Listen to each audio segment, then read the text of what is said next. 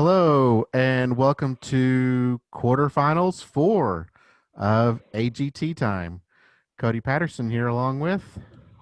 Along with Jay Bach and our special guest for the week, Julie Frye. Julie Frye.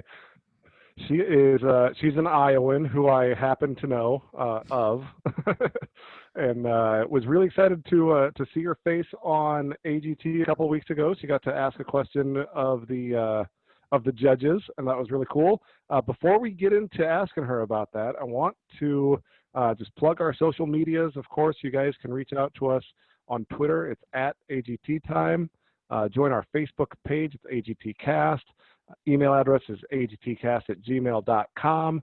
Or if you really love what we're doing and you want to slide a couple dollars our way, you can PayPal agtcast@gmail.com. But with no further ado, Julie, I'm curious, how did everything go down? How did you end up on my TV set? It was completely by luck. It wasn't anything that I ever thought it was going to happen.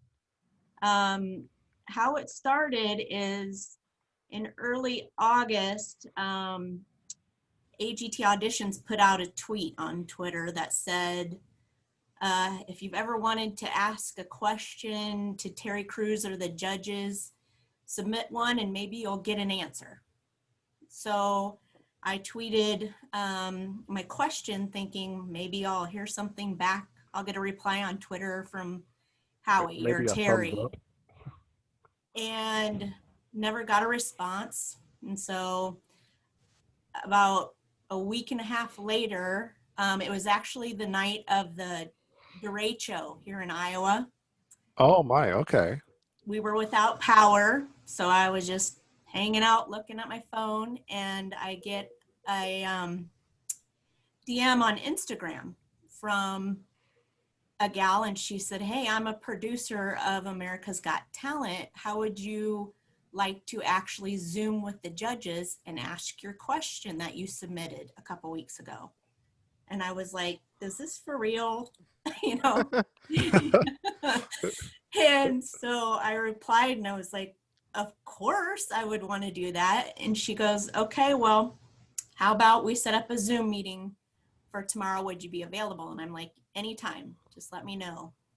And so I got to talk to she was like a junior producer out of Kansas City. And I think she was just kind of getting a feel for who I was at first. And after I spoke to her, she said, okay, I'm going to set you up with one of the executive producers to speak to them. And so I had a second Zoom meeting then a couple days later. And it was on California time, and it was supposed to be at 3:00. And so I knew it was 5:00 Iowa time. But then of course, when it got to be 3:00 Iowa time, I thought, oh great, it was at 1 and I totally missed it. And I lost my opportunity. But I was right, it was at 5:00. And so the second meeting with the executive producer, we just talked for probably about 5 to 10 minutes, and she said that she loved my question that I submitted and that she thought my personality was right. And so I got set up to do the actual Zoom call with the judges. And so the Zoom call that you did with the judges then was at a different time. That was pre-recorded from the actual live episode then as well, right? Yes. So the Zoom call was right after the results show 2 Wednesdays ago. So they had me on hold on the Zoom call during the whole results show. And then right after it was over, they added me onto the Zoom call. So I was on the big screen right in front of the judges, and I was the first one, so they were doing all the camera testing and everything. And so I was just sitting there for 2 to 3 minutes with the judges staring at me. And I'm like, oh my gosh. I was like, what do I do with my hands? I don't, like, don't burp, please don't burp, so, and they were doing the camera adjustments, and Terry was adjusting his suit, and I could hear the judges small talking. So I could hear Howie and Sophia talking to each other. And at one point, Sophia was like, now what are we doing? And Howie had to explain to her that they were getting to talk to some of the fans, and that we were going to be asking questions. And she's like, well, can they hear us right now? And she, I wanted to say, yeah, I can hear you, but I just sat there. And so then they get the camera rolling, and Terry says, here's our first fan we're going to speak to. It's Julie Frye. She's 46 from Ankeny. I think he said Ankeny. He said it a little funny, of course. And so they had asked for us to give a little introduction, of ourselves. And I just said that, 2020 has been rough so far. I've survived 5 months at home with my husband and my 7-year-old, and also a Midwest hurricane. So thank you, AGT, for finally giving me something I want to remember 2024. So that was my little introduction to the judges of who I was. And then I got to ask my question to Howie. And of course, my question was, if he was just starting his career now, would he audition for AGT? And his answer was no. Because anybody who knew him really well knew that he loves to dance. So he would go on World of Dance. And he said he would probably make it to the finals, because J-Lo has always wanted him to tour with her, and he's never had time to do it. So my reply was, I would certainly buy tickets for that. So that was good. So then after he responded, and I said my little ticket thing, they cut the feed, and all I hear is Howie go, wow. And then they dropped me from the Zoom call. And all my life now I'm gonna what did that mean? What did it mean? What did that wow mean? And that's all I know. So that was my experience. It was pretty awesome. Well, that's fantastic. Yeah. Thank you for letting me share that. It was fun. Yeah, that sounds like a lot of fun, and it sounds like an experience I would have really enjoyed, especially being the first one, because I'm a big behind the scenes type person. Yeah. So to kind of hear all their little chatter, and to kind of see all their little things that they're doing, getting ready, that would have really brought the kid out in me. So I'm happy you got to experience that. One other thing I just want to mention is that I think, so 5.5 years ago, I lost my brother to a disease called cystic fibrosis. Mm-hmm. And I know that Terry Crews does fundraising for CF. So I think there's a connection there as to why I got chosen to be on the show. I think my brother had something to do with it. So good. Yes. Just wanted to put that out there. That's fantastic. You said the question that you asked, that was the one that you had tweeted to them and sort of went through the interview process. It was the same question throughout this whole thing? No, actually, that's a good question, because it was not the same question. So my original question that I submitted was if any of the judges had ever felt in fear for their lives when they were volunteering for an act on stage.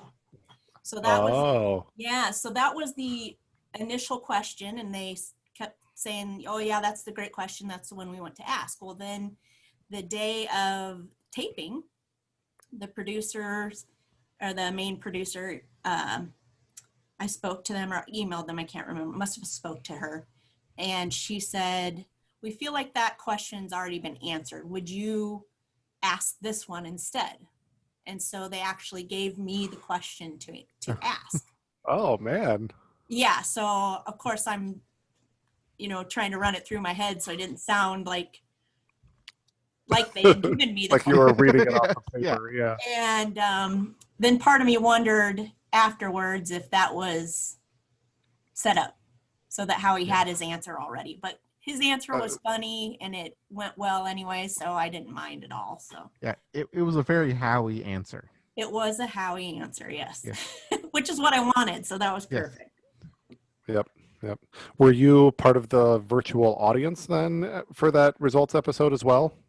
No, I was just on hold on the Zoom call the whole time until the results show was completed, and then they did my portion of the taping. Oh, wow. So, okay.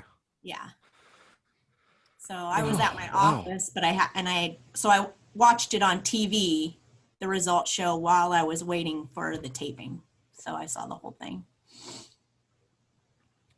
And so Very there was cool. a guest judge that evening as well. Is that correct? So they were not on the call. No, that was Keenan Thompson. Yes. Yeah. And no, he wasn't. He didn't stay for the taping of the question. Okay. Okay. It was just Terry and Heidi and Howie and Sophia. Okay. Well, that's a very fun experience. It was pretty awesome. So have you had a chance to be part of the virtual audience at all? I haven't. No. Okay. I don't know how you get to do that. Have you guys tried to do that or? I haven't tried yet, but I know it's the same process as going through to get actual tickets to the show, and then they choose people based on that.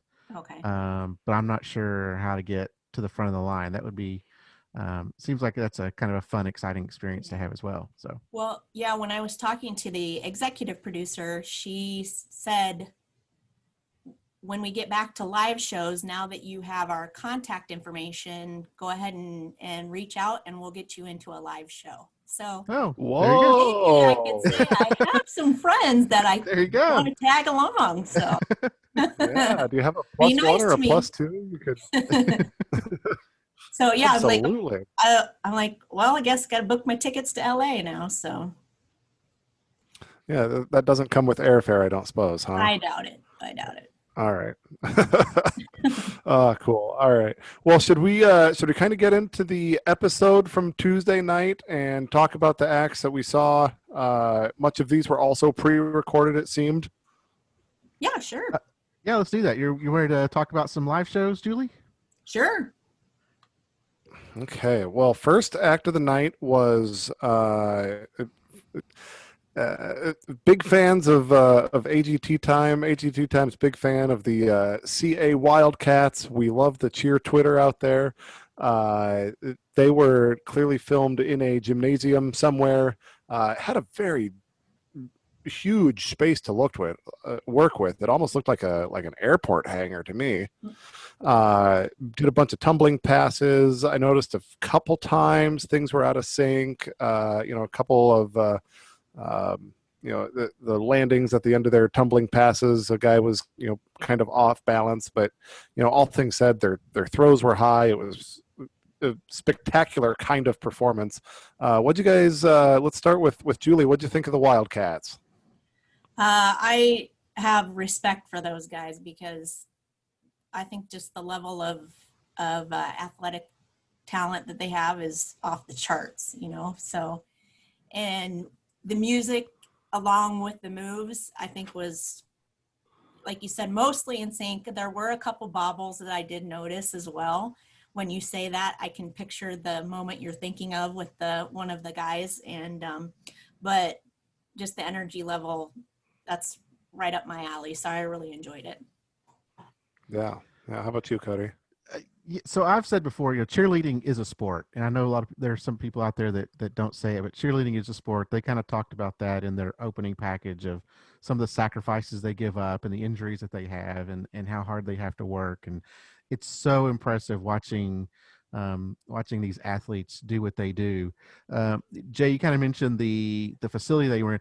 I think this is their practice facility or maybe their performance facility. If you notice, they had their championship banners hanging from the ceiling. Yeah, some NCAA branded banners, I think. Something like that, yes. Their competition, championship banners that they had hanging from the ceiling. So I think this is their facility that they practice in. And they kind of cleared everything out where they could practice or do their performance here. Kind of be interesting. We'll talk about it later, but it'd be interesting to kind of see them hang an AGT champion banner from their ceiling. But Huh? one thing that I tweeted out during the performance is they in their blue outfit and wearing their blue uniform and wearing their blue mask, they kind of look like Sub-Zero from Mortal Kombat. If you're familiar with that reference at Oh, all. okay. Yeah, So the guys had like sweaters tied around their waists, I think, and yeah, all right. yep, yep. But they're fantastic. They're a lot of fun to watch. It was a great, energetic way to start off the show. Yeah, good way to start the show. You guys both kind of mentioned, about their athleticism. That was something that was brought up in their video package. Was like we are athletes, we are, in the line of danger. We do compete, and what they do is not cheering for someone. It's a whole new competition in and among itself. So. Yeah, Heidi said, "What an amazing way to start the show! You were exploding like a shaken soda." Howie said, "You're amazing. This is the American version of The Unbeatable, but was it better than last time?" And then Sophia said, "The energy they bring to the stage is unbelievable. I understand how hard and difficult it is." So I think that's worth maybe unpacking a little bit what Howie said. Is this the American version of The Unbeatable? Is it better? Is it worse? Is it even comparable? I think it was better than their first performance. They had a little more room to kind of stretch out in the first performance. I believe they were actually on the AGT stage, so here they I were think more in so. their natural. They're more in their natural environment. I felt it was better. I felt it was more energetic. I don't know if it's the unbeatable level. Those performers, they're at a whole nother level. It was good, but I'm not sure it's quite at the V unbeatable level. What do you I think, think Julie? I think Unbeatable, there's a story that goes along with them. I don't know that this cheer team, the CA Wildcats, that they have the story to go along with their performance. So they aren't quite the same. I don't think you can really compare the two. So Yeah, I was just thinking like I don't know what it is like. What's the disconnect between the two? But yeah, like V Unbeatable seems uh, different. Enough different that it's not something that the Wildcats even could be. It's just there's a difference there, and I'm not sure exactly what it is. But yeah, I wouldn't say this is the American version of that. Well, and we kind of commented on earlier that the precision, there was some parts that were out of sync that weren't, quite as snappy as what we were expecting. But when we watch V Unbeatable, everything is just perfect. There's no one out of step. Everything is snappy. Everything is just absolutely perfect with them. So there is at least that, you know that um, that connection there, or that disconnection there, that Yeah. the way that they perform is a little bit different. Yep. Yep. Um, yeah. So that's our first act of the night. CA Wildcats. We'll jump down here to the second act. We got Kennedy Dodds. This is like the Wildcats off of Cody's draft board. We got Kennedy Dodds. She's a young singer. This is the one whose family all has retinitis pigmentosa, including her little sister. And this is an original song that she wrote, I think, for her little sister, if I recall. Um, and I expected her to come out on the stage with a guitar like she did last time, but nope, it was her on on a hillside, but yeah, like playing the a glass piano this platform. time. Yeah. So okay, let's just amongst us here. Was she actually outside, or was it just a stage made to look like it was actually outside? I think she was actually outside, but they made it also look like she was kind of in another location. I think she was on the back lot somewhere, but then they built this kind of set to make it look like she was maybe in a park. The the piano looked like it was supposed to be on some sort of pond or stream, but it clearly was, a piece of glass or a mirror. But I do think she was outdoors, and then they also made her look like she was outdoors. Okay. Yeah, I felt like the lighting was direct sunlight, and I thought that yeah, this feels like it's filmed Yeah. outside, but that's also a hard thing to do to get like a good recording outside, right? Yeah, part of me wondered if that was really live or not. I thought, yeah, for sound quality, that it was really amazing if they did film it outside like that. So, Yeah, the more I watch these, the more I think that every single act is actually pre-recorded. Um, very, very few might be live, at least this year. So, um, we'll keep an eye on that in future years and see if everything looks to be pre-recorded or not. But I'm getting more and more curious about that every week here. Yeah, Uh, I would say the very least is that the judges' comments are live. yeah. So that most of the performances are probably pre-recorded. Even the ones that may be on the stage might be pre-recorded, but at the very least, the comments I would say are live. all right, I think that's fair. Okay. Now, actually, let's talk about Kennedy Dodd's performance. What did you think of the song? What did you think of the performance? What did you think of her? Julie, have any input on that? Yeah, I actually loved her performance. I was blown away by the fact that she wrote that song. Um, and I just liked the style of song that it was, and just the message behind it for her sister. Obviously, I already just told you about my brother, so sibling love is a big thing for me. Yeah. So uh, it worked for me for sure. I really enjoyed it. Good. How about you, Cody? I enjoyed it too, and I've kind of turned the corner over the last couple of years where singing original songs it is a talent. When you sing a good original song, it's a really good talent. She added the keyboard. Anytime you add additional instruments, that's a plus for me. Her tone was great. She had a lot of feeling in the song. She was singing it for a relative. I thought all around it was a really, really good performance. She was dressed up. She had a nice dress on. It was just an all around great performance. I really enjoyed it. I didn't have, going into it, I wanted her to move on. I thought she could move on afterwards. I wasn't for sure if America was going to like it too much, but I did enjoy it. Yeah. I enjoyed the performance.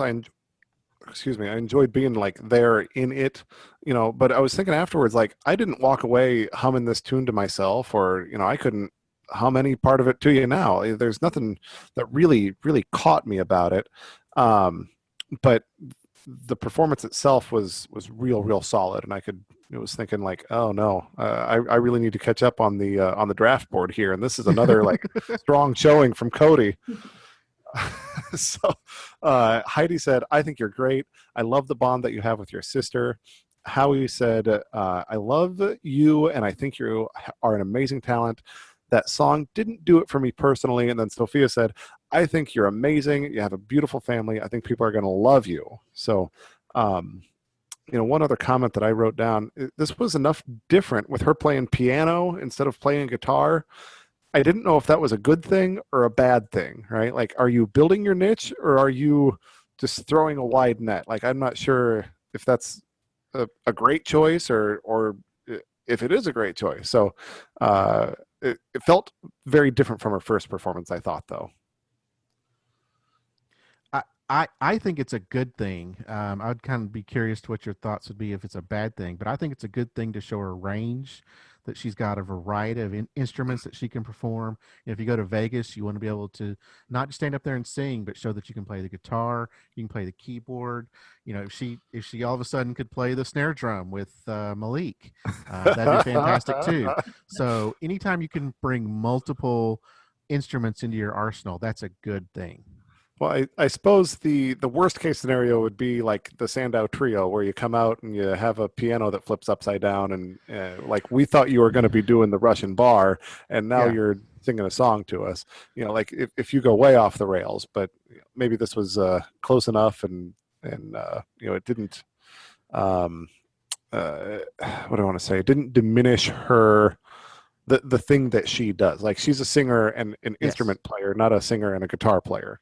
Like that's close Correct. enough. Yes. Now, if she'd come out and just done some classical song on the piano, that'd be different. But she came out and she still sang. She just played a different instrument. She didn't go completely off the rails. She didn't go upside down or anything of that nature. She didn't come out and do the Russian bar instead of singing. She stuck to her talent, which is singing, and she just happens to be able to play multiple instruments. She was able All to right. follow the camera as well. If you noticed at the end when she looked right into the camera too, it was like she kind of knew what was going on the whole time, which is pretty impressive. So Yes. Yeah, some stage presence certainly matters. Yep. Yep. Good. All right. Third act of the night. We got Lightwave Theater Company. This is one that I had on my board. Best case scenario, I was hoping these guys were going to really turn a corner for me. We've got some life-size puppets. Okay. All right. Go ahead, Jay. What do you mean by life size? I don't know. They're the size of people, or like what is a life-size finger puppet? Is that the size of a finger, or is that the size of a human?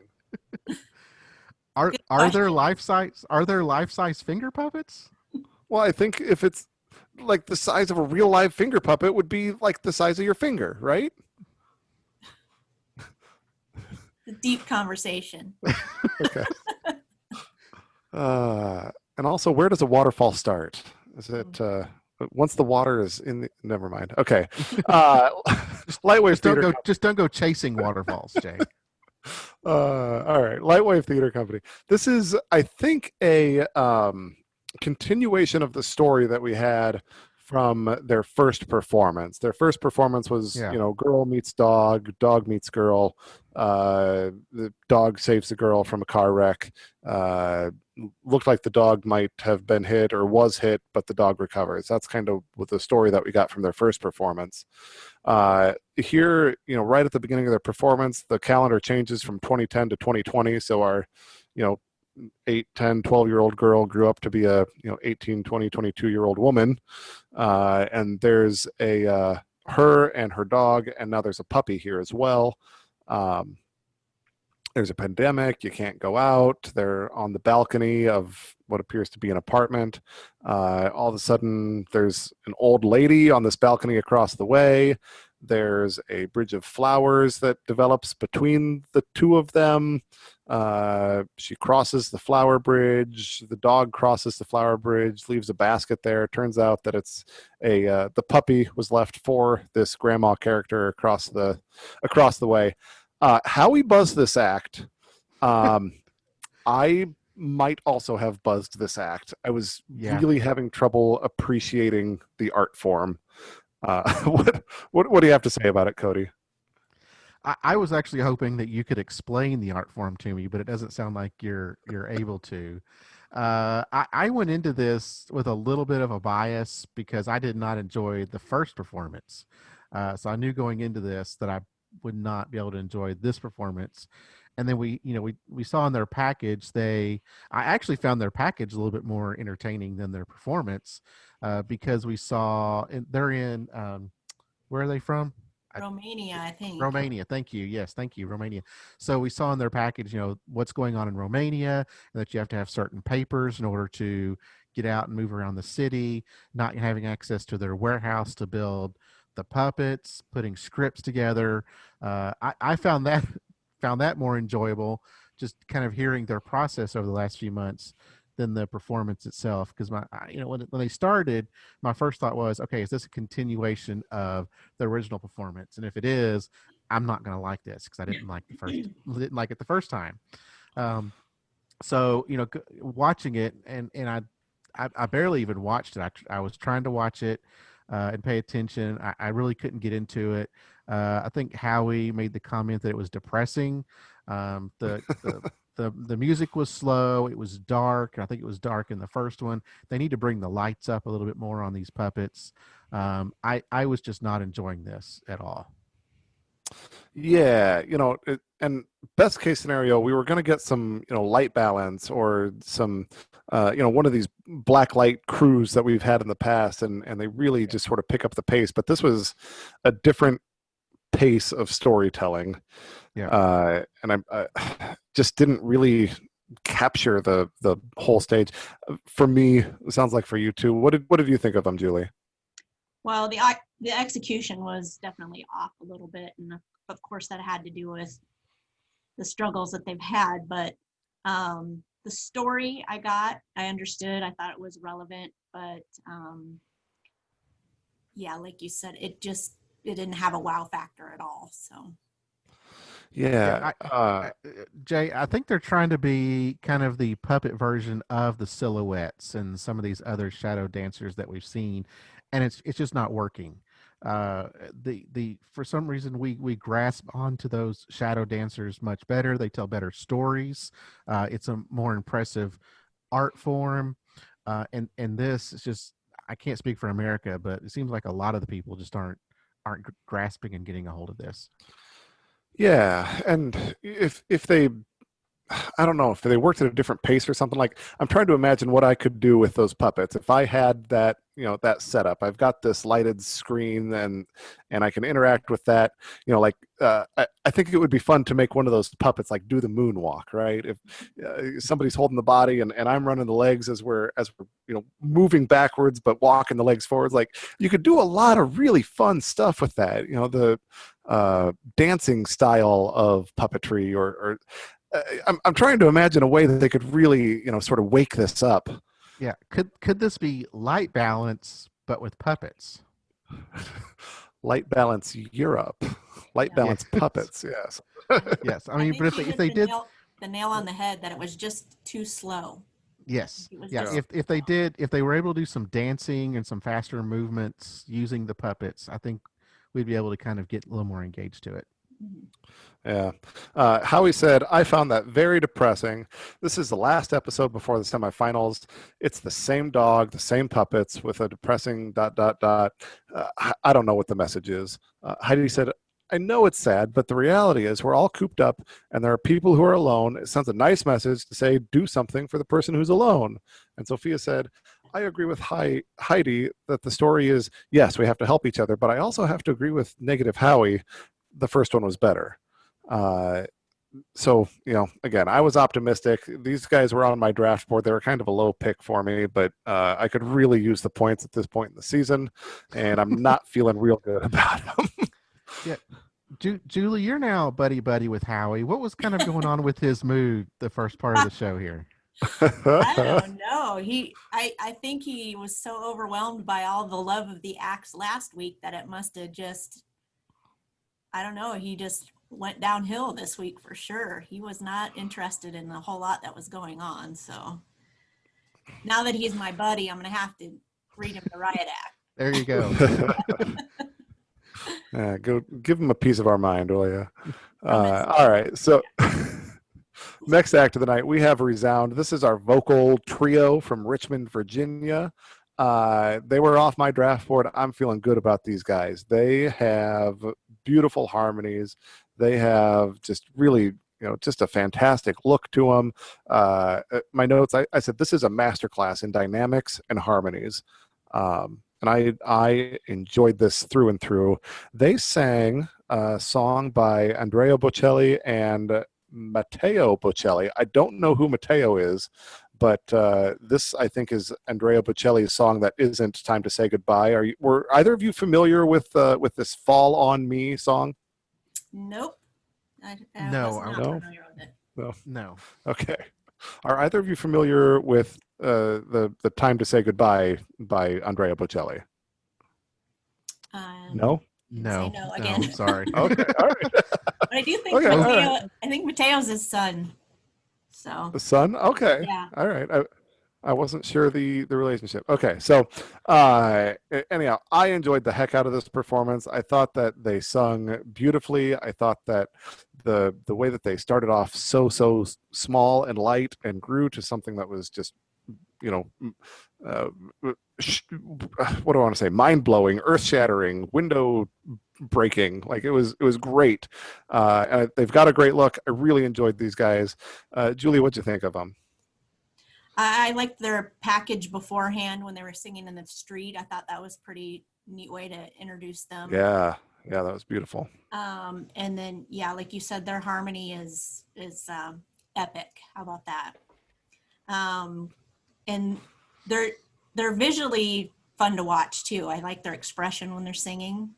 I think that makes a difference when you've got a trio of people. So I really think that they were meant to be together. So it was good. Yeah, yeah, they fit so well together. Cody, how about you? I agree. These performers, they're fantastic. Was it two ladies and a guy? They're great. They kind of remind me a little bit of the Texas Tenors, quite a bit. And I love the Texas Tenors. It's a great trio. The harmonies that these guys do is just off the charts. I like their outfits a little bit. Yeah, they kind of were wearing some like sparkly, futuristic type outfits. They're Julie. I've commented many times this season about how good the stage production is doing with the effects. I thought this was another top-notch effect that they did. It was very futuristic, very outer space. I don't know how well it fit with the song that they were singing, but it was still a fantastic effect that they were doing. Yeah. I missed Yeah, blue all hair, around. though. I'm sorry? I liked her blue hair when they first Yes. auditioned. Yeah. Yeah, toned it down maybe for the quarterfinals. Yeah. Howie said it was beautiful coming into tonight. I said you guys set a bar. Your harmonies are beautiful. You're beautiful people. Did he give us more than last time though? I don't know. So still a negative Howie, kind of like he's not just slathering the praise out there. Sophia said, I don't have anything bad to say. I loved it. Heidi said, I loved it too. Three beautiful people with three beautiful voices. It's like three angels singing. So maybe not like the highest praise from the judges, but solid and not really much negative to say. And they were kind of a big favorite going into this episode. They were really high on my list. Yes. I drafted them very high, so I was Yeah. I thought I had this one in the bag. Yeah, they're real high. They're real high on a lot of people's lists. They're really really good. All right. Well, that's resound. Next act of the night was drummers. Whoa, Jay. Sorry. Drummers and divas of Compton. This is off Cody's draft board. They are going to be on a football field, and like the camera guys, it felt like the camera guys were just like running circles around or back and forth in front of these. I don't know why it's so hard for them to have a decent, like high level shot of the field. I thought the production on this was not fantastic. But they did what they did, right? They danced, they have the flags, they have the drums. At one point we heard horns, but we didn't see any horns, and I'm a little curious about that. Yeah, I don't know. They danced and played their hearts out. I fear that it wasn't enough for them.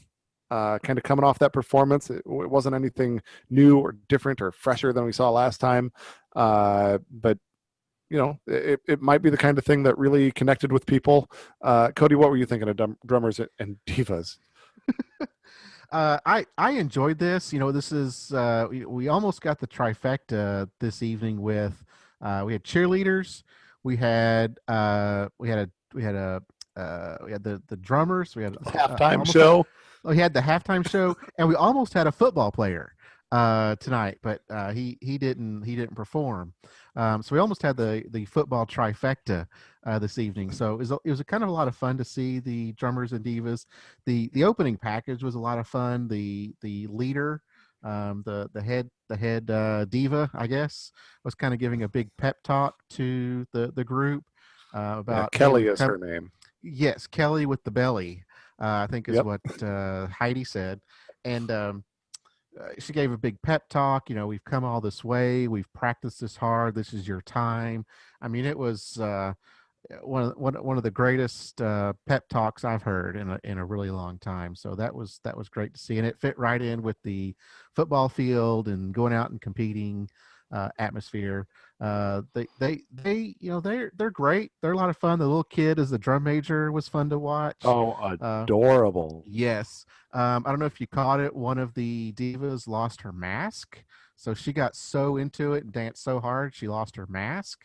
But I thought it was great. I thought it was a lot of fun. Yeah, I've yet to dance my mask off. That's the catchphrase of 2020. Dance your mask off. That's good. Julie, what do you think of Drummers and Divas?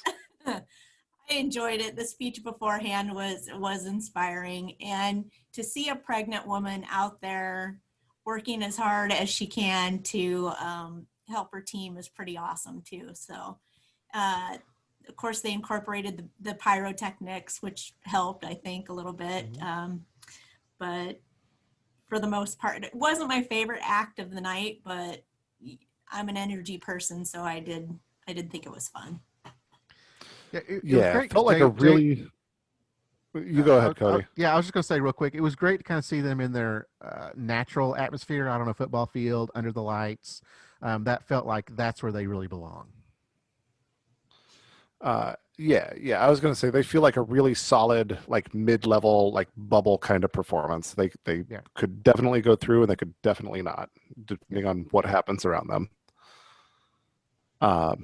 Nothing to complain about, right? No. Right. Okay, sixth act of the night. We've got Selena. She is from San Diego, California. In her video package, she's saying, music gave me a sense of freedom and acceptance that I wasn't getting at school. Talks about sort of being a bit of a tomboy, doesn't really dress in a feminine way, doesn't hold herself in a feminine way. And she doesn't want to have to live to what other people want of her. And so she sort of blazes her own trail that way. Sings a song called Strong by London Grammar.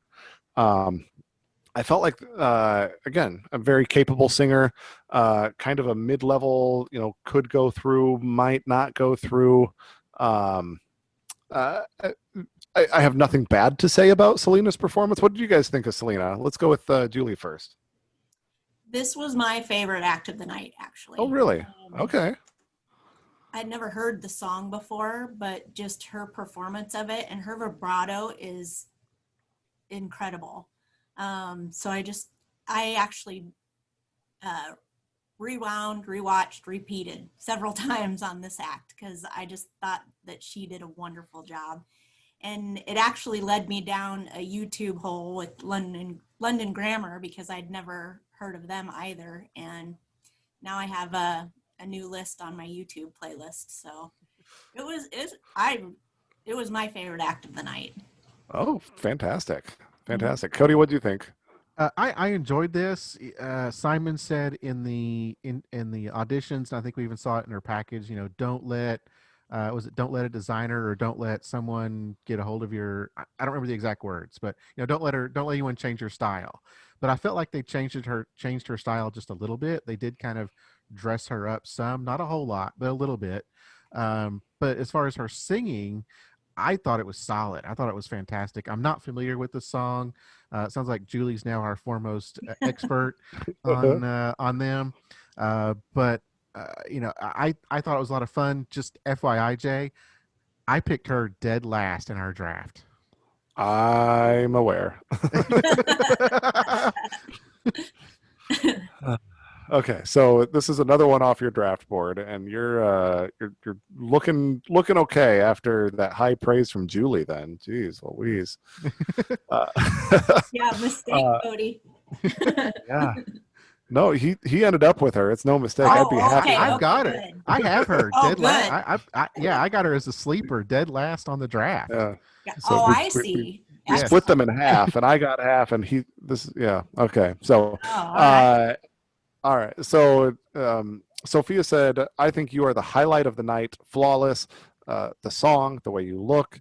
Heidi said, "Watching your video before, it feels like you prepared your whole life for this." And Howie said, "Truthfully, yes, I agree with everything they're saying. You do stand out. You are original. There are a lot of acts that go away, and we don't remember them. So I think he was saying that you are not going to be one of those acts, it seems. So that's pretty high praise from the judges too. And I'm wondering if I was looking at the draft board, really hoping I'd catch up, and like in my mind was cheering against Selena because I really need those points. I do believe that Sophia said she would give her the golden buzzer if she had the opportunity to again as well. So Yeah. but she didn't Well, have the opportunity to. So. right. So at this point, I think this was the second act where Howie was giving high praises. Did he have a Snickers bar during one of the commercial breaks? Did Simon give him a call and say, "Hey, look, we need to kind of turn things around here"? What happened? What switch got flipped with Howie? She was I don't just know. really good. Yeah, maybe the acts were just better. Yeah. Yeah, maybe it was a Snickers bar. And Snickers, if you want to sponsor our podcast, we are open to having the conversation with you. Yeah.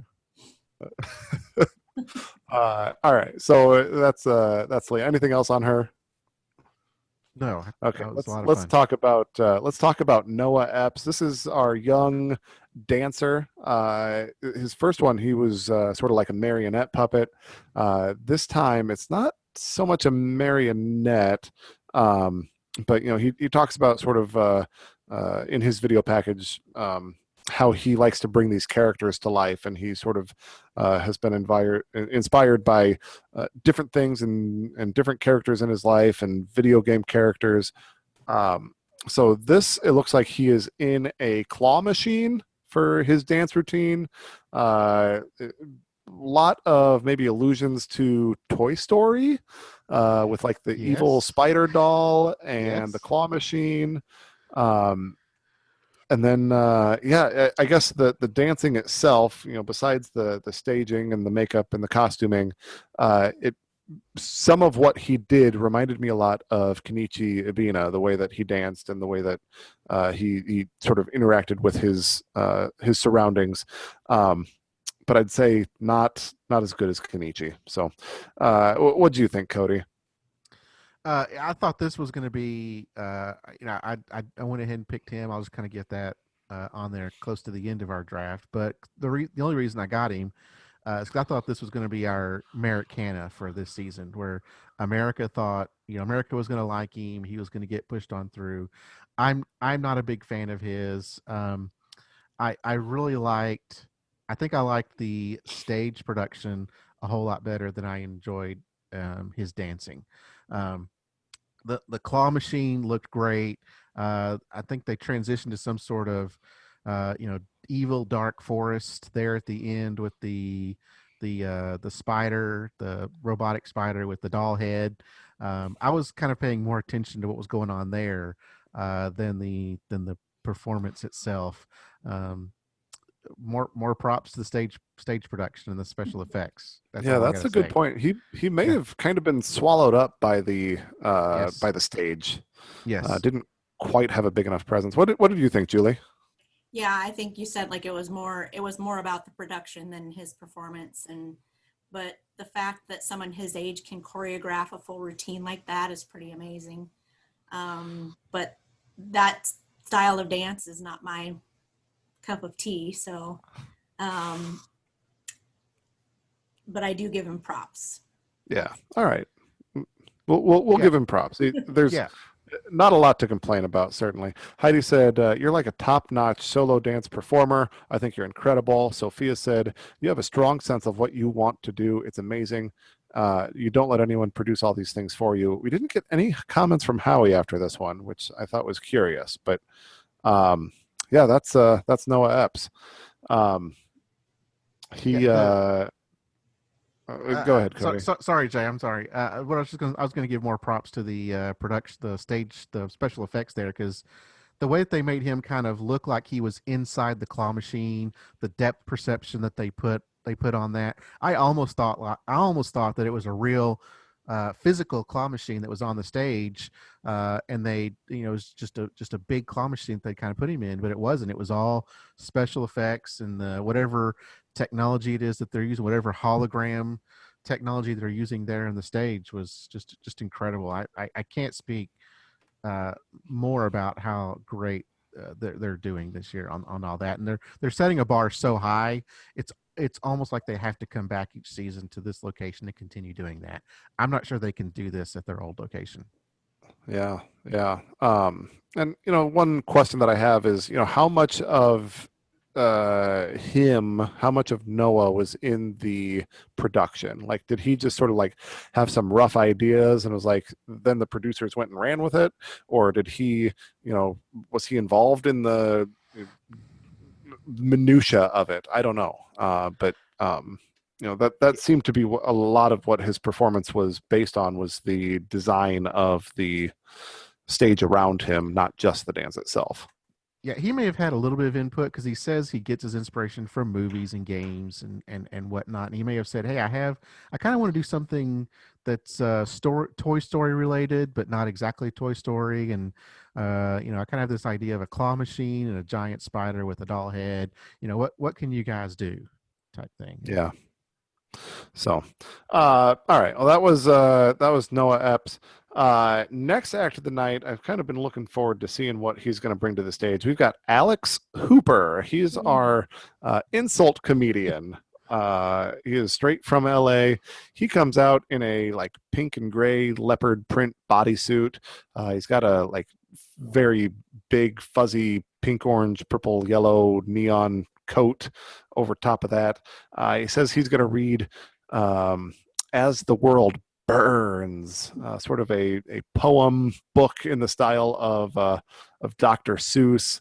I'm not a huge insult comic fan. This isn't really my bag. Pretty typical, making fun of the judges for their looks, for their age, made fun of Sophia's makeup. Simon, I hope you recover as quickly as your e-bike goes in speed or something like that. I get why some people like this. I understand that it is there is a talent there, and to be able to deliver it and to be able to come up with these jokes that everybody is kind of in on. I get it. I just don't love it. So I don't know, Julie, what do you think of Alex Hooper? I'm right there with you, Jay. It's not for me. And then when it was all over, when Sophia hit her buzzer and he just really went over the top, I was like, I'll pass on this act. Fair enough. Cody, what do you think? Yeah, going into this, he was kind of a wild card. Not sure what he was going to do. Obviously, he was going to do his insults, but I really wasn't sure what he was going to do. I think that the insult comic was a great thing, 15, 20, 30 years ago.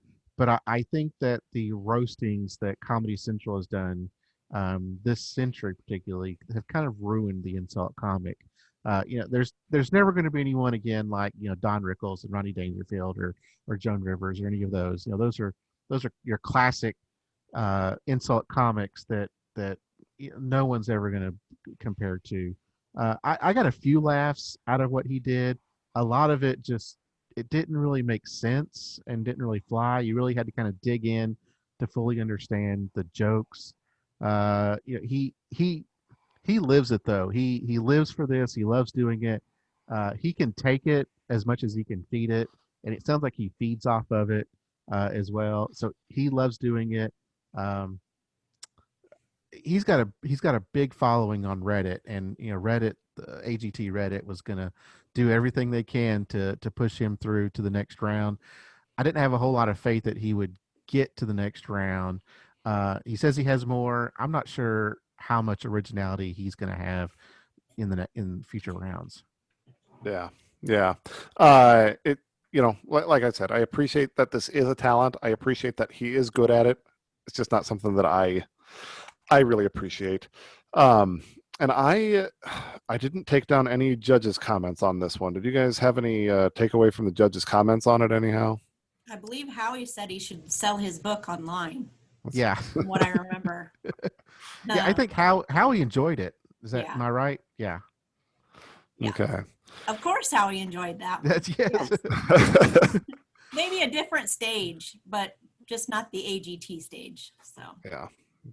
All right. Okay. Next act of the night, we've got surprise act Broken Roots. This is, or Roots, depending on what part of the state or the country you're from. Is Uh, that an Iowa thing? Yes, it must be. I don't know. Okay. Broken Roots. They're from the Chicago area. They are two, I think, maybe current or former law enforcement. They have this kind of country rock style about them. Two guys and their guitars. They're going to sing "Still Haven't Found What I'm Looking For" by U2. They countryfy it up a little bit. One 6-string guitar, one 12-string guitar, and it's just them. It's a nice story. It's a nice performance. It's a well-known song that I can tap my foot to. I was really pleased with this performance, all things considered.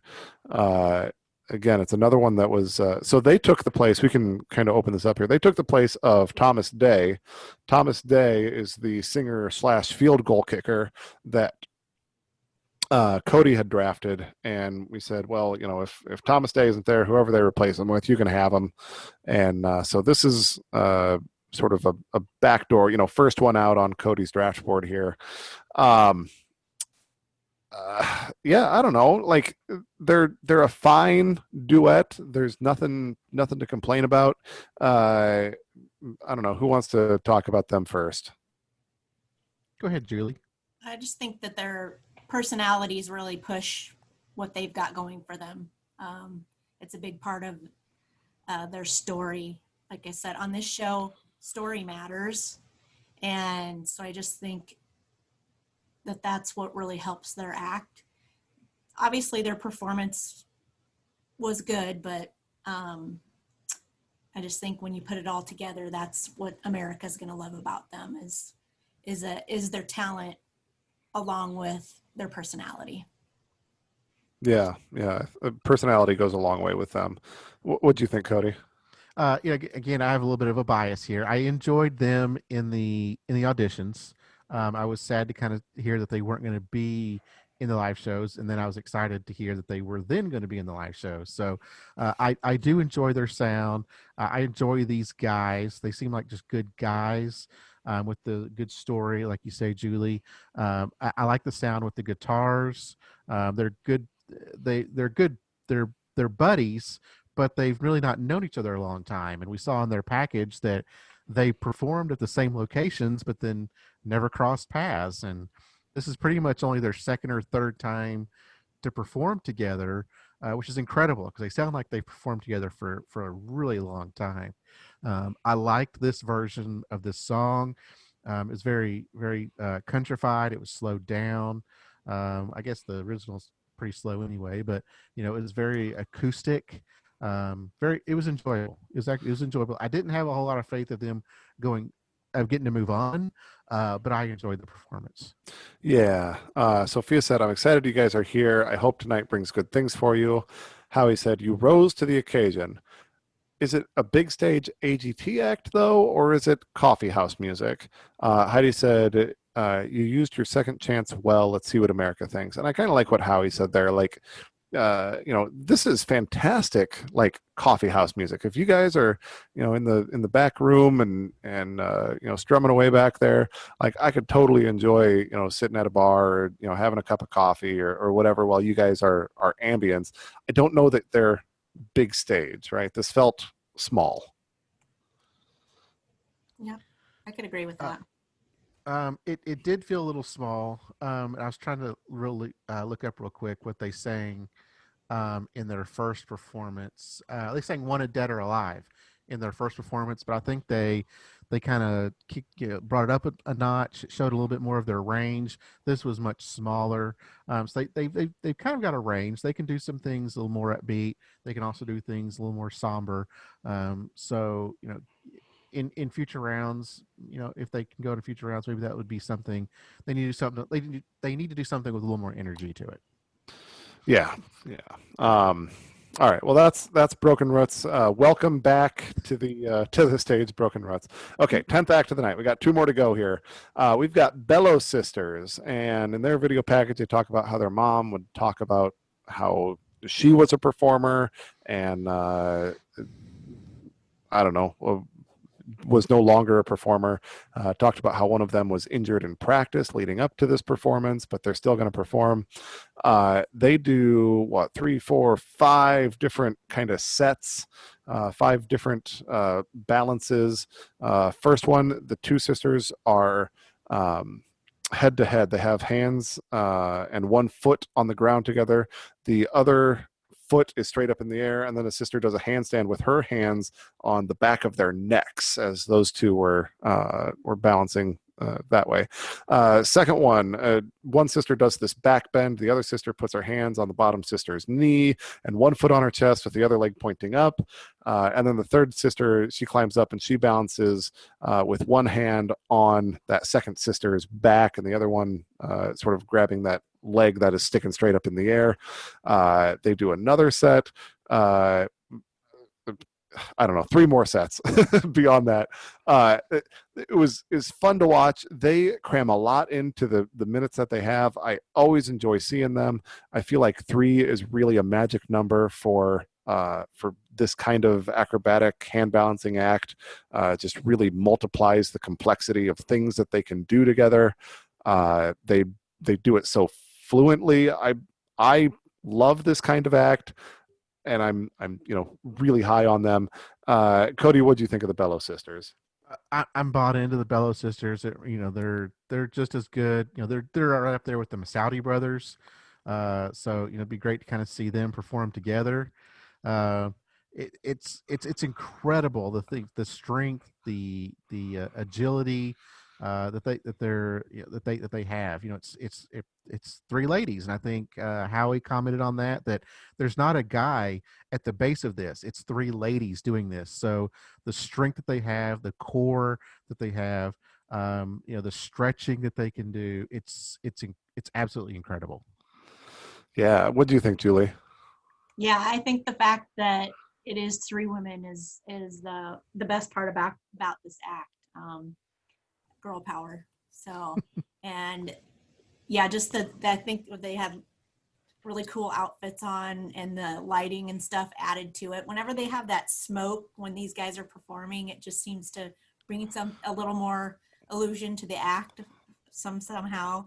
And their strength is incredible, and I've never been able to do anything like that. So pretty impressive. Yeah, you and me both. No, I think they're great. They were on my draft board, so I'm really cheering for them. They're very, very good at what they do. Heidi said it was beautiful to watch. What a great combination of talent and 3 stunning women. Sophia said spectacular. I don't see a reason why you would not have your dream come true of being in Vegas. Howie said, I'm going to repeat what I said. To see 3 women as strong and as agile as you are is great. I think you're going to have a career in this. So high praise from the judges. I'm feeling like, in the 10th act of the night, they're in a nice, memorable spot. We're going to be doing pretty good moving into the results show tomorrow. So I'm feeling good about that pick. And then the last act of the night, we've got Brandon Leake. He is the spoken word poet. He is in the kind of the money spot, right? If you can pick where you're going to perform, last is a great spot to be. It's memorable. You can sort of leave America with a good taste in their mouth. He tells a poem about being black in America, talks a lot about how his mother raised him, a lot about, or he helps us to feel his mother's emotions as she is raising him, as a black man in America. I thought it was a touching, poignant performance. It's very different from what we normally see on America's Got Talent, but that doesn't make it bad. In fact, it might be, really, it might be good. Something very, very fresh. Cody, what'd you think of Brandon Leake this week? So there's no doubt that he's very talented. He can tell stories very well. He can engage people very well. It's very creative. He's very articulate. I think I've mentioned before, Jay, that my local university here actually has a storytelling degree that you can get a bachelor's in storytelling. The town that I live in has the International Storytelling Festival. I know people that do storytelling, and it's fantastic the way that they can do it. They can just get people engaged. It's absolutely incredible. However, I don't think this is a Vegas act. I think what he does is absolutely incredible. It's not something that I would want to go see in Vegas. I think it needs to be. I think what he's saying is important. What he's coming across is it's very important what he's saying. But as far as going and seeing this for, I don't know how long what, an hour and a half. I don't know how long the Vegas acts are, but it's not something I would particularly be interested in going and seeing in Vegas. Yeah, that's fair. If we were gonna come down on Broken Roots for saying like they're, this feels like a coffee shop act. Like Yeah. this feels like an act that thrives in a coffee shop. But yeah, Julie, what do you think of Brandon Leake? Clearly, his message is made for 2020, and the way he comes across on stage is very powerful as well. He uses the stage when he's telling his story, which helps. And he kind of brought it, full circle with the nickname. Was it Pookie or Pookie? Yes. Yeah.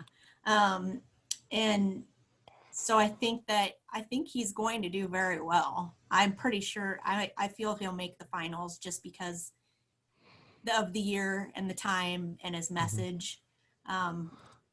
If he continues on the same path of what he, talked about this last time. So I know the judges really love him, and I just think that it's made for this year. So Yeah, any other year it may not work, but this year I think he's definitely relevant. So perfect confluence of events and things for this to really be his time. And whether he wins or doesn't win, or just does well and promotes the message that he has to promote of goodwill and empathy for each other, it's a victory either way. So yep, good stuff from Brandon Leake. Yeah, and he hit all the beats. He started off telling some jokes. He started off comedy. He got people engaged. He got people laughing. He brought them in, and then he turned it serious. And then a little bit lighthearted there at the end. So he knows how to bring people in and get them listening to his stories. I was bought in right when he was. I'm like, okay, if this is going to be a comedy act, I'm bought in. But then it switched away from that, and then I was like, okay, so I see where he's going here. So something we talk about with comedians is, you only have a limited amount of time to bring us along on this, comedy journey with you. Yeah. This, professional storyteller does maybe a little bit better job of bringing us along, right? And using the minutes that he has more effectively than a lot of other, spoken word artists, which are usually come in the form of comedian. So for what it's worth, like he uses his time effectively. Yeah, this is something that he can script ahead of time. It's very similar to a song, but without instruments. So he's already got it timed out. He knows how long it is. Whereas in a comedy joke, you've got to stop down for laughs. There's a kind of a pacing, and if you don't do it right, then you lose people. Whereas he can just continue to go. He's got his pacing in. There's no point he has to stop for a reaction. He just continues on talking. So it's very similar to singing. Yeah. All right. So there you go. That is the 11 acts of the night. Man, let's just sort of jump to the results show here.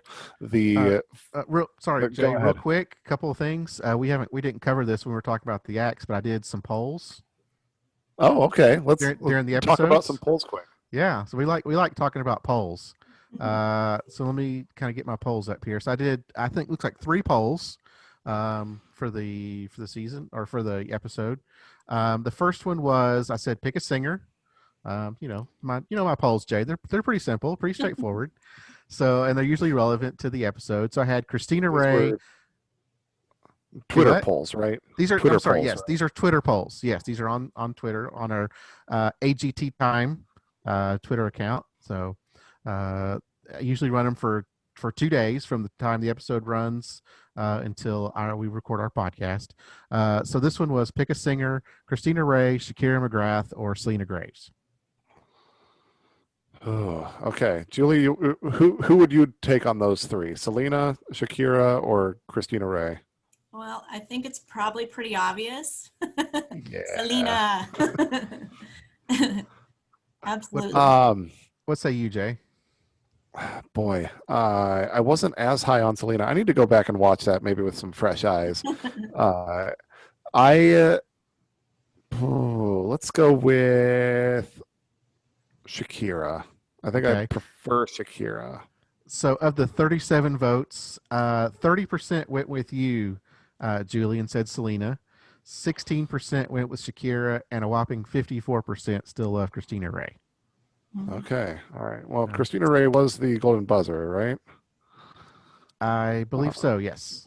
Yeah. So Then our second one, and we kind of had to go back into the time vault here because there's no one else on the show like him. And I said, pick a dancer, Noah Epps or Barrett Canna. I think I prefer Merrick Hannah's performances. Do you remember Merrick Hannah, Julie? Not offhand, no. Okay. It's long. There's so many people. It's been a few years, and he's kind of like Noah Epps, but it was a few years ago. Okay. And so 67% still enjoy Merrick Hanna even after all these years. And I even wasn't very high on Merrick Hanna at the time, but apparently there are people that still enjoy watching him dance. All right. Okay. And then you got another one for us? And then I have one final one, and I just asked people to kind of grade what they thought of the episode of, an A, B, C, or a D. Ooh, interesting. Julia, how would you grade this particular episode? I'd give this one a solid B, I think. I would say more of the performances were interesting than not, so I think it was a pretty good show. Yeah. I feel B is pretty fair. I might knock it down to a C. There was just enough, especially at the beginning, a few duds in there that left me kind of wanting more. So I'll go with a C, but a solid C. Okay, so of the 26 votes, 42% went with you, Jay, is a solid C, and then 27% went with B. A lot of people thought it was kind of a D type episode. They apparently didn't. They weren't very high on it. And then there was about 8% that really loved it and gave it a full A. Okay. Yeah. Grading on the curve, right? Any AGT is good AGT. I tune into it every week. I take copious notes. I'm all about it. So, with a grain of salt here. As much as I love America's Got Talent, this wasn't the best episode of America's Got Talent. Yeah. Also, real quick, 63% also think that we're going to see Simon at the judges' table at some point this season. Okay, so they're thinking Simon will be back before the end of finals. Yes, at the table. So not not interviewing Howie on the big screen like Julie did. Right. Okay. Which now you know why I'm not going back a second time, because Howie will just say it wasn't as good as the first time. Don't you have a better question for us? It wasn't even my question.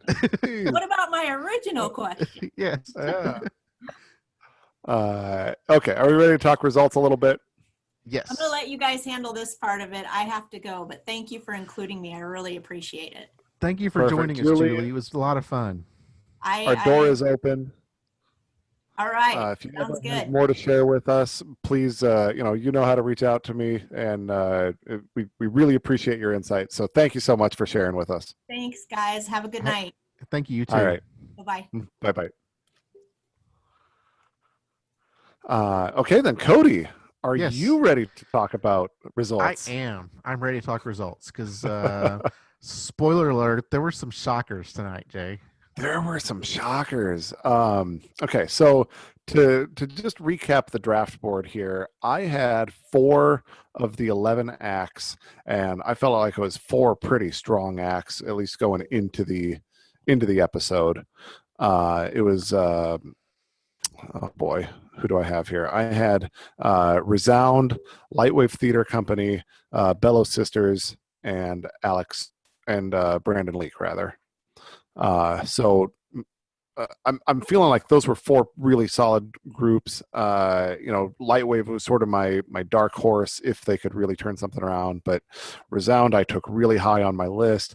Bellow Sisters are fantastic. Brandon Leak was in that last spot of the night. I'm feeling great about at least 3 of these.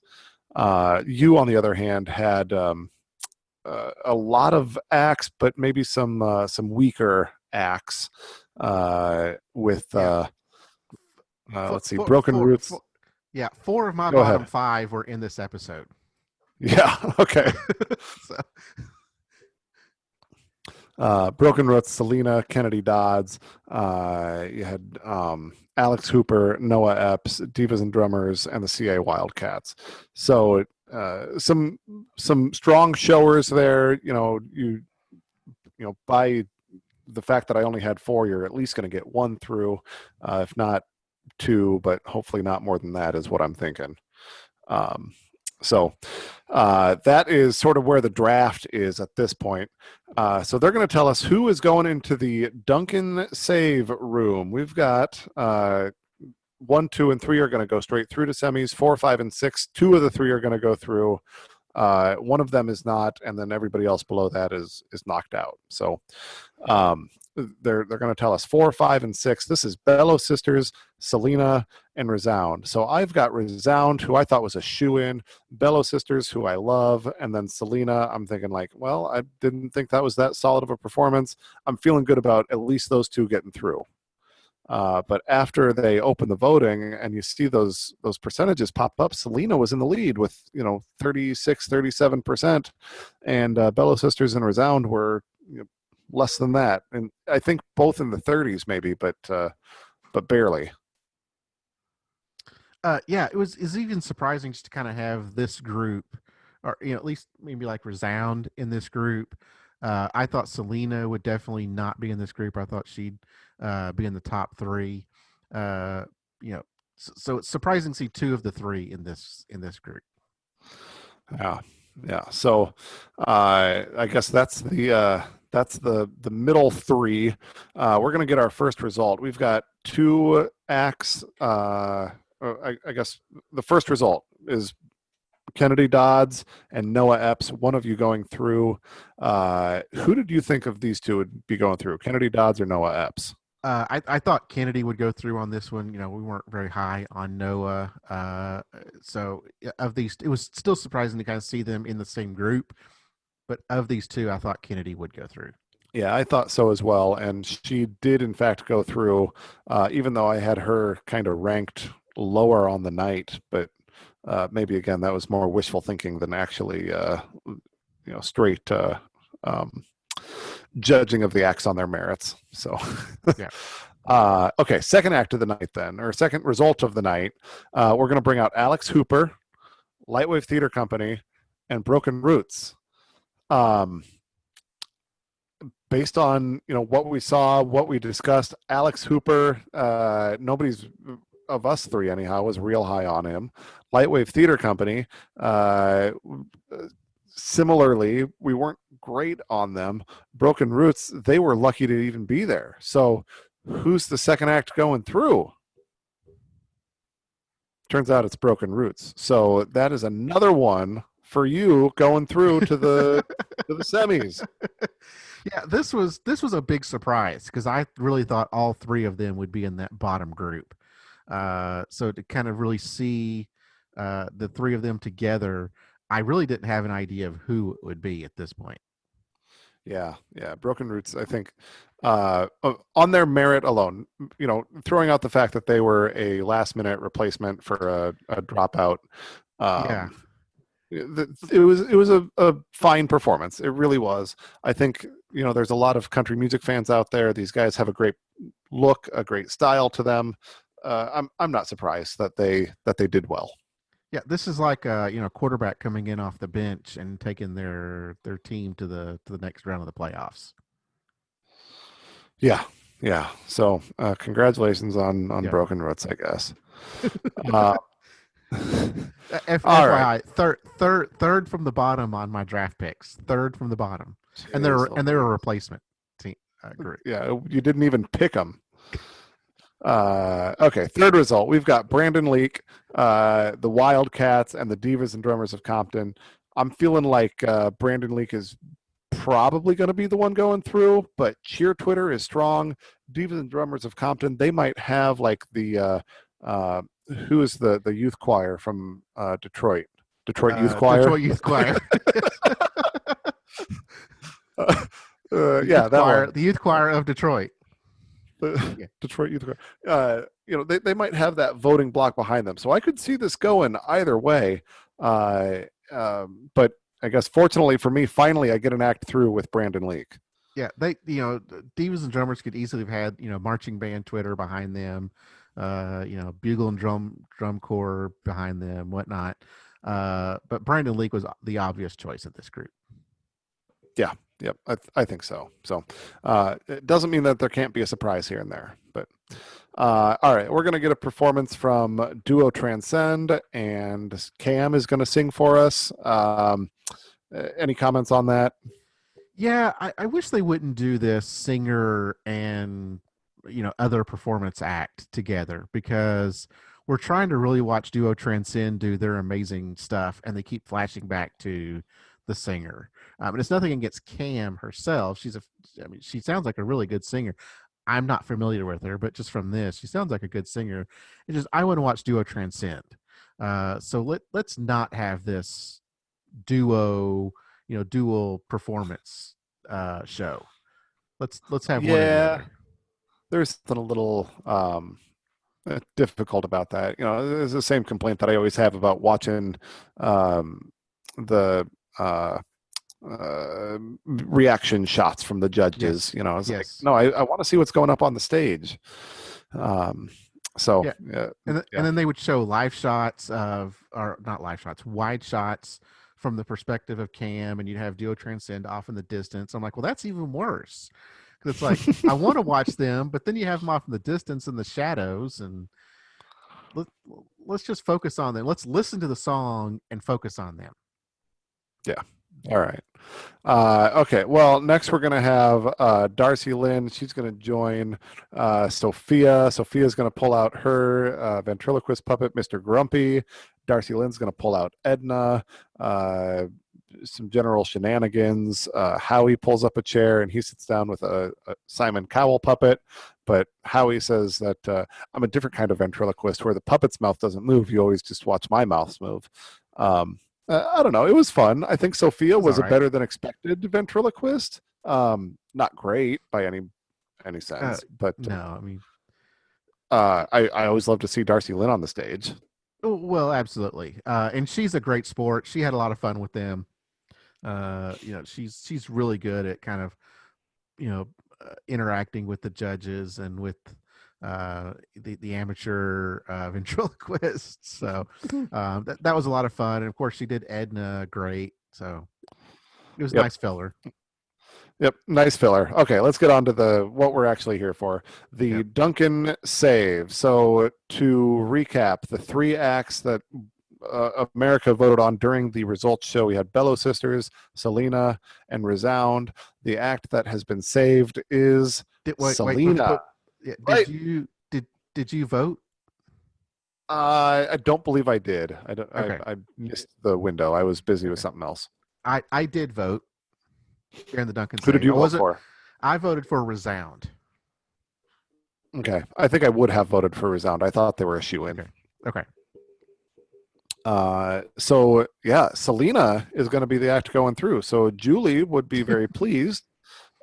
Me, on the other hand, that's another one that I don't have going through. So now it's down to Bellows Sisters and Resound. I'm at least going to get a point out of this, but man, what a bad night. uh, So okay, it's Bella Sisters and Resound. Again, I thought Resound was a shoe-in. Yes. We go to Sophia first. She's going to say the act that I want to go through is Bellow Sisters. We go to Heidi. She has a head on her shoulders and says Resound. And Howie, who I usually agree with, says nope. Bellow Sisters, you're going through to the semis. Resound, thanks but no thanks. Don't let the door hit you.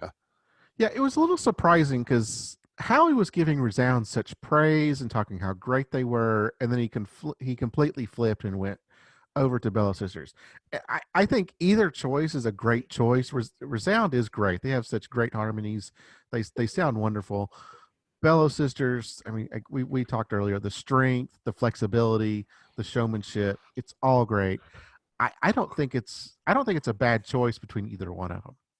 It's really not. It's really not. I was frustrated that that's what it came down to, is eliminating one of these two, because I thought they should both be through above some of these other acts, but um, that wasn't meant to be. I guess, all things considered, I do appreciate the fact that they're a variety act instead of a singing musical act. Yes. So that's that. We also get a peek. I guess anything else to say about Bellow Sisters, Resound, or Selena? No. I think it was a pretty good Duncan save. I don't think you could have gone wrong with any two of those three. Unlike previous weeks, um, it was tough. It was a tough choice. Yeah. It had to be pretty tight. Yeah. Okay, so they're gonna reveal the first semifinal. We've got these acts coming back for the semifinals. We've got Shakira McGrath, Malik Dope, Archie Williams, Alan Silva, our aerialist, Broken Roots, Spyro's Bros, Double Dragon, Roberta Battaglia, and Brandon Leake, our spoken word poet. So that is 1, 2, 3, 4, 5, 6, 7, 8, 9 acts. I'm thinking that maybe the 10th act is Bellow Sisters, because they didn't say them, and then there's also a wild card act. So I wouldn't be surprised if we saw Bellow Sisters, but I wouldn't also be surprised if we just had a lot more shakeup than just one.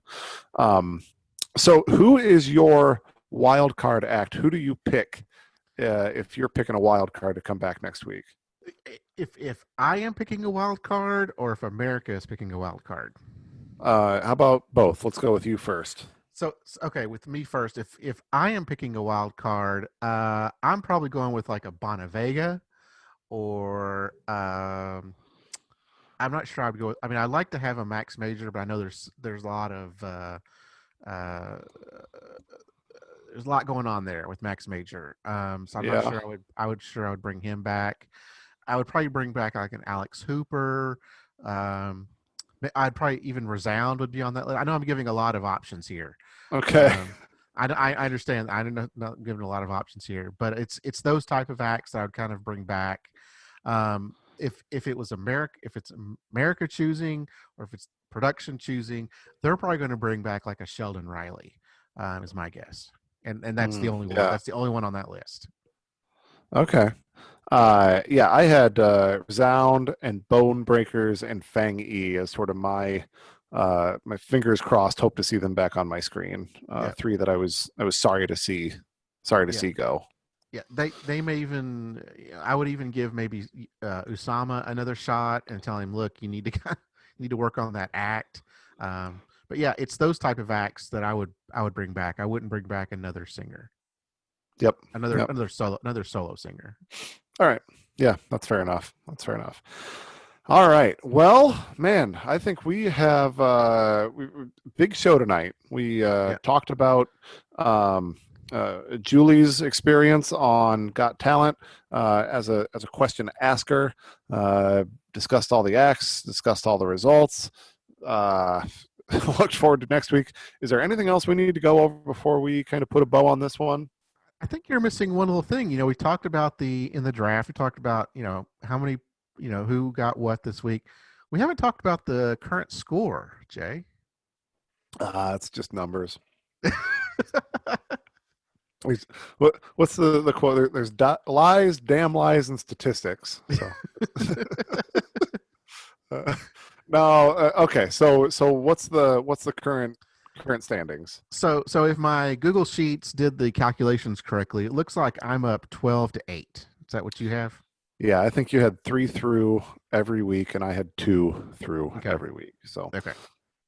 um, yep, that's you're out to an early lead. Yes. I still feel really confident about Archie Williams. When Yes. Resound and Bone Breakers come back as wild cards, they're going to get me a couple of points. Waffle Uh, Crew Waffle Crew, I think, and is Brandon is Leak. fantastic. I've got Yep. Brandon Leak. He's money. Yep. Alan Silva is very memorable. Yep. There's certainly some opportunities for me to Yeah. earn some more points here. It's very possible you have the top 5 right there. Yeah, Yeah. and so the way that this is set up, you get 1 point for making it through quarterfinals, another point for making it through semifinals, and then in the finals you earn 5, 4, 3, 2, or 1 points for first, second, third, fourth, or fifth place. Yep.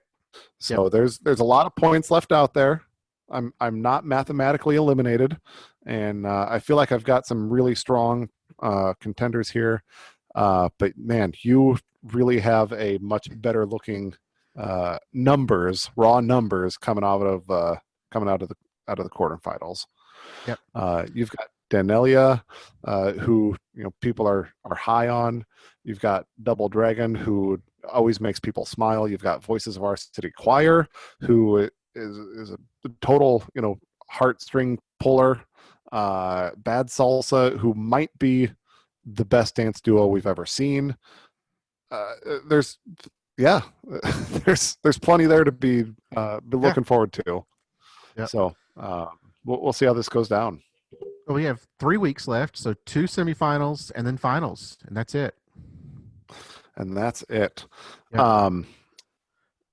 Yeah, and I guess we'll be putting this this podcast out on Friday. It normally gets produced, and Yep. there's going to be a bonus podcast before next Friday, right?